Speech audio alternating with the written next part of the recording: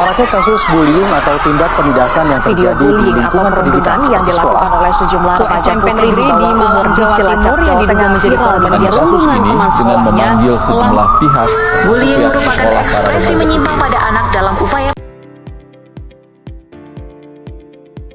Halo semuanya, tahukah kamu bahwa bullying di sekolah dasar bukan sekedar masalah kecil atau sekedar candaan antar teman?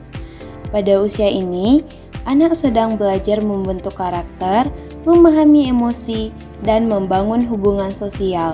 Karena itu, tindakan perundungan kecil sekalipun dapat meninggalkan luka yang membekas hingga dewasa. Bullying bisa muncul dalam bentuk fisik, verbal, sosial, bahkan cyberbullying. Seringkali anak tidak berani melapor karena takut dianggap lemah atau takut dibalas. Padahal dampaknya sangatlah besar.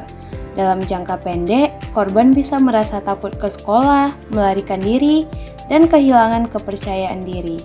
Sedangkan dampak dalam jangka panjang yaitu mereka dapat mengalami kecemasan, depresi, hingga kesulitan bersosialisasi. Masalah bullying bukan hanya tentang pelaku dan korban.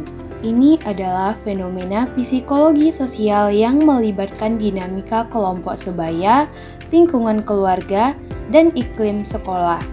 Anak-anak sering mengikuti perilaku kelompok agar diterima, bahkan bila itu menyakiti orang lain. Di sisi lain, anak yang dibesarkan dalam keluarga penuh konflik atau kurang perhatian bisa mengekspresikan kemarahan melalui perundungan. Lalu, apa yang bisa kita lakukan?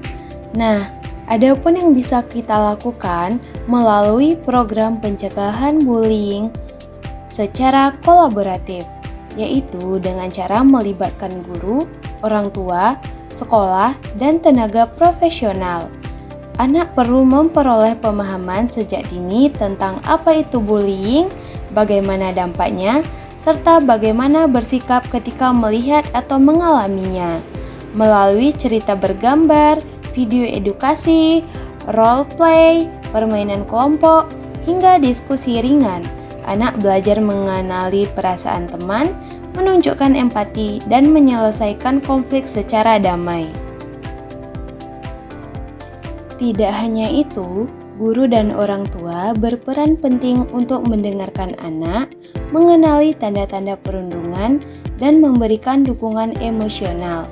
Sekolah juga perlu menciptakan lingkungan yang aman, ramah, dan tanpa kekerasan, serta memiliki sistem pelaporan yang jelas dan tidak menghakimi anak.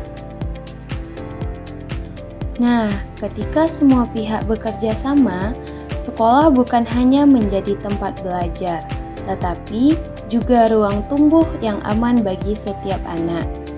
Mari kita bersama-sama menciptakan lingkungan yang bebas dari perundungan, karena setiap anak berhak merasa aman, dihargai, dan disayangi.